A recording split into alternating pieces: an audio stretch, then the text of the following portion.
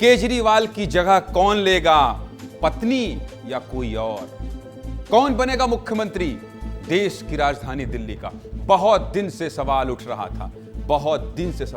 था, अरविंद केजरीवाल कब इस्तीफा देंगे? तारीख आ गई है, नोट कर लीजिए। कल यानी 17 सितंबर को अरविंद केजरीवाल दिल्ली के मुख्यमंत्री पद से इस्तीफा दे देंगे। बात देश की राजधानी दिल्ली की है तो सिर्फ दिल्ली ही नहीं, पूरे देश को इंतजार है कि आखिर दिल्ली का मुख्यमंत्री कौन होगा, कौन बनेगा मुख्यमंत्री, राजधानी की कमान किसके हाथों में जाएगी। सब कुछ समझा देता हूं, सब कुछ दिखा देता हूं। 3 दिन में दिल्ली में क्या हुआ और क्या होगा, सब कुछ समझ लीजिए। कल यानी 15 सितंबर को केजरीवाल ने 2 दिन में दिल्ली के मुख्यमंत्री पद से इस्तीफे का ऐलान कर दिया है। आज आम आदमी पार्टी के राजनीतिक मामलों की समिति PAC की बैठक बुलाई गई। इस बैठक में आम आदमी पार्टी के 11 नेताओं की मौजूदगी में नए मुख्यमंत्री के नाम पर चर्चा हुई है। ये आज की खबर है। और अब कल यानी 17 सितंबर को विधायक दल की बैठक में दिल्ली के नए मुख्यमंत्री के नाम पर मुहर लग जाएगी और कल शाम तक अरविंद केजरीवाल इस्तीफा भी दे देंगे। सब कुछ आपको समझा रहा हूं। कल दे देंगे अरविंद केजरीवाल इस्तीफा। आम आदमी पार्टी ने इस इस्तीफे की तुलना भगवान राम के राजगद्दी त्यागने से कर दी है। बताइए, चलिए, राजनीति है, कुछ भी कर सकते हैं, स्वतंत्र है। भगवान राम बना दीजिए, कृष्ण बना दीजिए, शंकर बना दीजिए। बीजेपी कह रही है सुप्रीम कोर्ट ने शर्तों के साथ बेल दी, इसलिए अब मजबूरी में इस्तीफा दे रहे हैं। उधर कांग्रेस कह रही है कि सारा खेल तो हरियाणा चुनाव का है भाई साहब। संदीप दीक्षित ने तो नौटंकी कह दिया है। अरविंद केजरीवाल के इस्तीफे पर हो रही राजनीति पर पहले ये रिपोर्ट देख लीजिए, समझ लीजिए, जान लीजिए, उसके बाद खबरों में विस्तार से बात करेंगे। देखिए, रिपोर्ट दिखाइए भाई।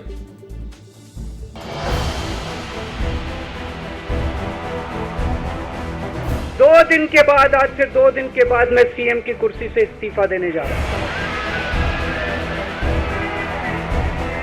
जेल में रह के तो आपने इस्तीफे की बात की नहीं, बाहर आके इस्तीफा देने की बात क्यों हो रही है? कौन सी ऐसी निजी चीज है जिसके लिए आप 48 घंटे की मोहलत मांगने की कोशिश कर रहे हैं?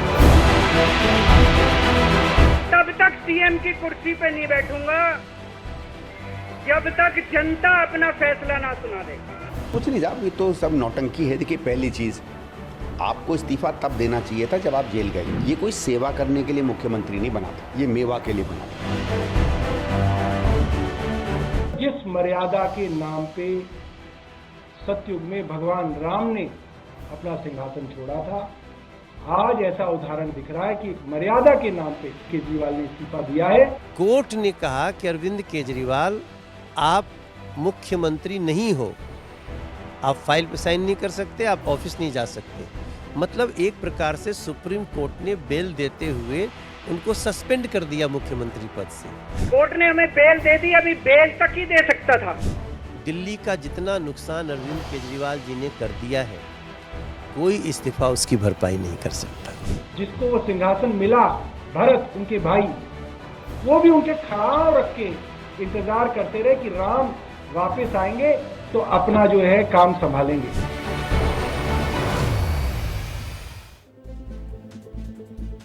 खड़ाऊ कौन संभालेगा? सवाल तो यही है भाई साहब, कौन संभालेगा केजरीवाल की खड़ाऊ? इसी सवाल के जवाब के लिए तो दिल्ली में 2 दिन से मंथन चल रहा है, 2 दिन से विचार विमर्श चल रहा है। दिल्ली के मुख्यमंत्री पद के लिए जो संभावित नाम है वो भी देख लीजिए। दिल्ली सरकार में मंत्री आतिशी का भी नाम है। केजरीवाल की भरोसेमंद है, अधिकारियों से अच्छा तालमेल है। मंत्री कैलाश गहलोत के नाम की भी खूब चर्चा हो रही है। तीसरा नाम है जो राम से चर्चा कर रहे थे, दिखाई दे रहे थे आपको, नाम है सौरभ भारद्वाज का। हेल्थ समेत कई विभाग की जिम्मेदारी संभाल रहे हैं, तेज तर्रार मंत्री और प्रवक्ता की छवि है। चौथा नाम दिल्ली सरकार में मंत्री गोपाल राय का भी है। और हाँ, अरविंद केजरीवाल की पत्नी सुनीता केजरीवाल के नाम की भी खूब चर्चा हो रही है।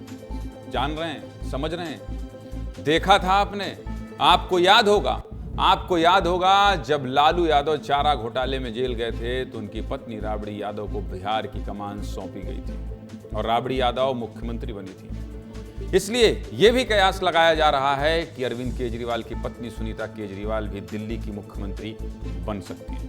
अगर पत्नी मुख्यमंत्री बनी तो अरविंद केजरीवाल को मुख्यमंत्री आवास भी नहीं छोड़ना पड़ेगा।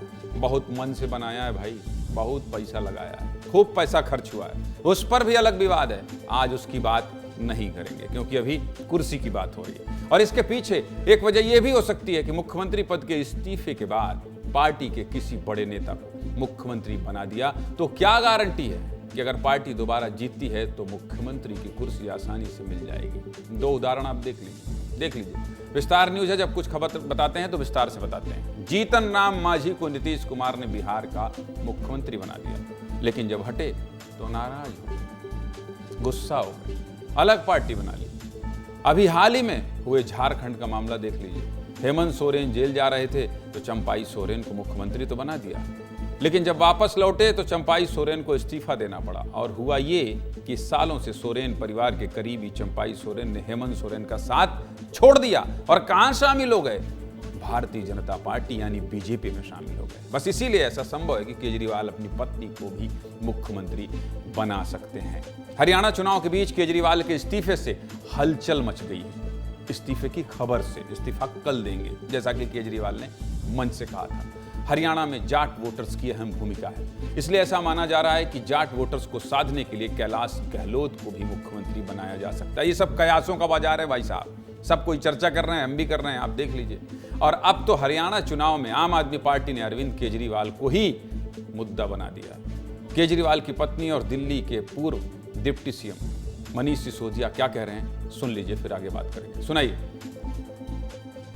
आम आदमी पार्टी के मुखिया मेरे पति अरविंद केजरीवाल हरियाणा के ही लाल हैं, हरियाणा के बेटे हैं। अरविंद जी सिवानी गांव में पैदा हुए, हिसार में उनकी परवरिश हुई। पिताजी हिसार में नौकरी करते थे, बहुत ही साधारण परिवार। कोई सपने में भी नहीं सोच सकता था कि हरियाणा का ये लड़का 20 साल बाद जाकर दिल्ली का मुख्यमंत्री बन जाएगा। मामूली बात नहीं है, किसी चमत्कार से कम नहीं है। मैं आपके बीच रिक्वेस्ट लेके आया हूं कि इस बार आने वाले चुनाव में आप अपने हरियाणा के लाल केजरीवाल जी को एक मौका दीजिए। आपने सबको मौका देके देखा है। बढ़िया बोलने लगी हैं सुनीता केजरीवाल। अरविंद केजरीवाल की पत्नी अफसर नहीं है, कितना बढ़िया भाषण दे रही हैं। कह रही हैं हरियाणा के लाल।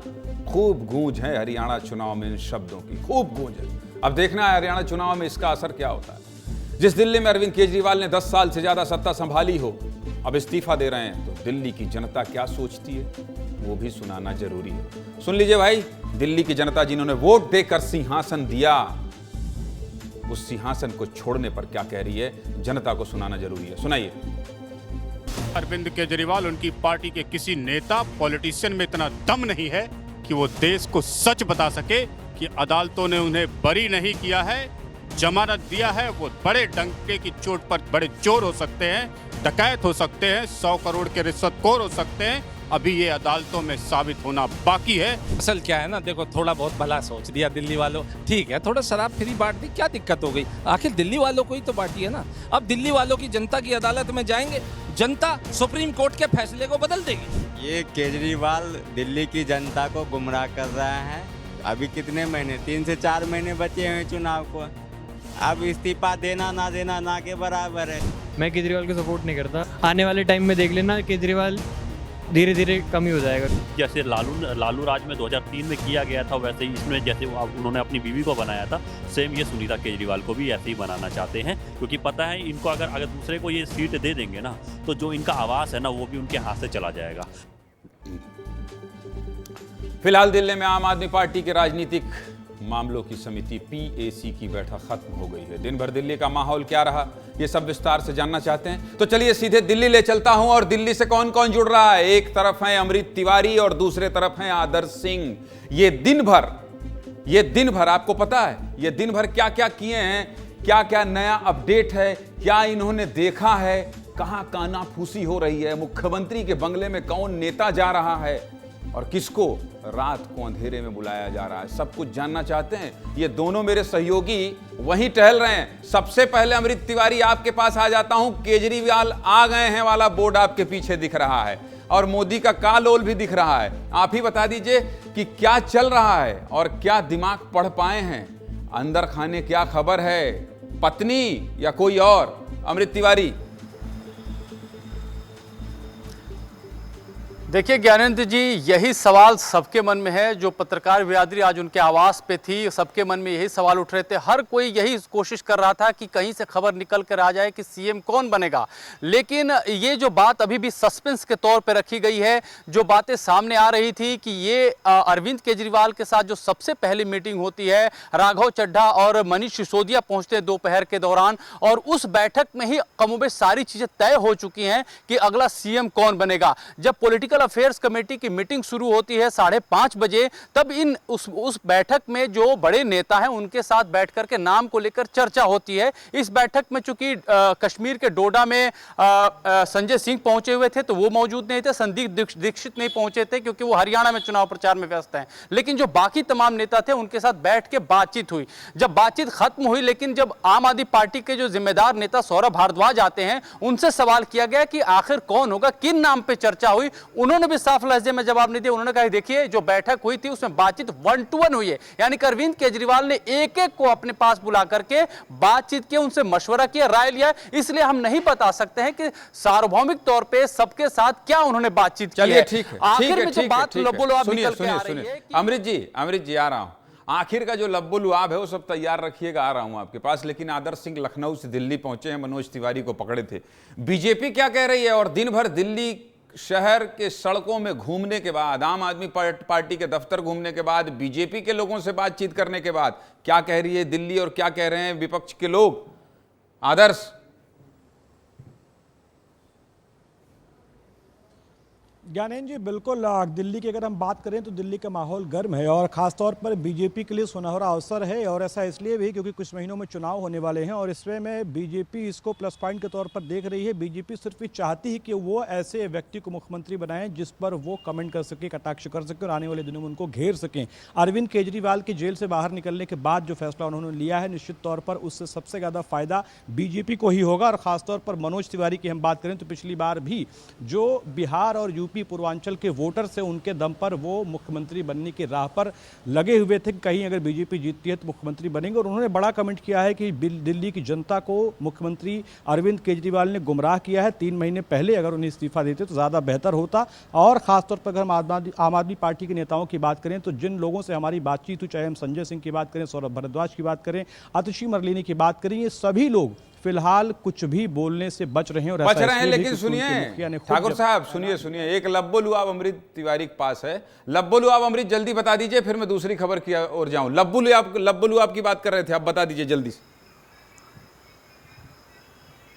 देखिए, लबोलुआब यही है कि जिस तरह से हर आम आदमी पार्टी के खेमे से एक बात निकाली जा रही है और फैलाने की कोशिश की जा रही है कि ये फला व्यक्ति रेस में है। लेकिन अरविंद केजरीवाल वो तय कर चुके हैं, जेल से आने के बाद ही तय कर चुके थे। वो सिर्फ अपने लोगों को बता रहे हैं कि देखिए मैं इनके नाम को डिसाइड करने जा रहा हूं। और आज दोपहर में उस पर मुहर भी लग गई है। कहा यह जा रहा है कि नाम वही सामने आएगा जिसकी ज्यादा चर्चा नहीं हो रही थी। चलिए ठीक है। आप दोनों का बहुत बहुत धन्यवाद। लेकिन ऐसे टहलते रहिए भाई, आपस में दोस्ती कर लीजिए और दिल्ली में ही टहलते रहिए और एक दूसरे से मिलते रहिए। अंदर की कुछ खबर होगी तो विस्तार से बता दीजिएगा, मुस्कुराइए नहीं, दोस्ती कर लीजिए।